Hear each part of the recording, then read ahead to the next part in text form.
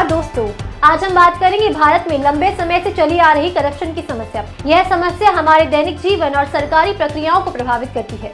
हालांकि तकनीकी उन्नति ने कुछ क्षेत्रों में करप्शन को कम किया है, लेकिन यह समस्या बड़े पैमाने पर बनी हुई है। उत्तर प्रदेश सरकार ने करप्शन को कम करने के लिए एक महत्वपूर्ण कदम उठाया है। अब यूपी के 13 लाख से अधिक सरकारी कर्मचारियों को एक नए आदेश के तहत अपनी चल अचल संपत्तियों की जानकारी मानव संपदा पोर्टल पर 31 अगस्त तक देनी होगी।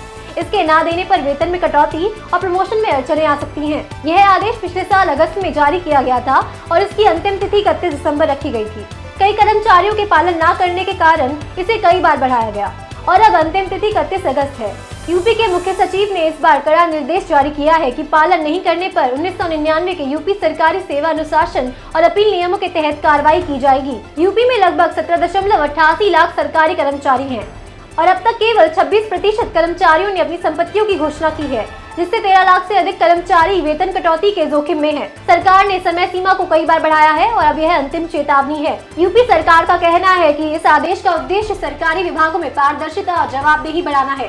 संपत्तियों की घोषणा से सरकार को कर्मचारियों की अचानक बढ़ती संपत्ति पर निगरानी रखने में मदद मिलेगी, जिससे करप्शन पर अंकुश लगाया जा सकेगा। विपक्ष इस कदम की आलोचना कर रहा है। समय सीमा के बार विस्तार को लागू करने को विफलता के रूप में देखा जा रहा है। विपक्ष का कहना है कि यह नीति 2017 में बीजेपी सरकार के सत्ता में आने के समय लागू हो जानी चाहिए थी। इसके बार विस्तार से सरकार की करप्शन की समस्या को मान्यता मिलती है। ट्रांसपेरेंसी इंटरनेशनल की 2023 रिपोर्ट के अनुसार भारत करप्शन परसेप्शन इंडेक्स में 180 देशों में से 93 स्थान पर है। भारत का स्कोर 2023 में 100 में से 39 था, जो 2022 के 40 से थोड़ा घटा है।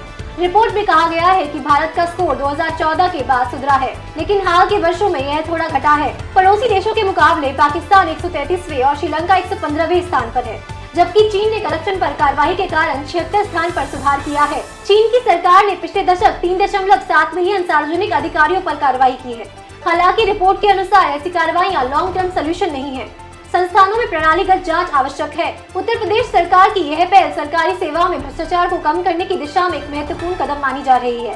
क्या ऐसे उपाय पूरे देश में लागू किए जाने चाहिए? इस पर अपनी राय सामने रखिए। देखते रहिए हमारा चैनल और सब्सक्राइब करना ना भूलें। धन्यवाद।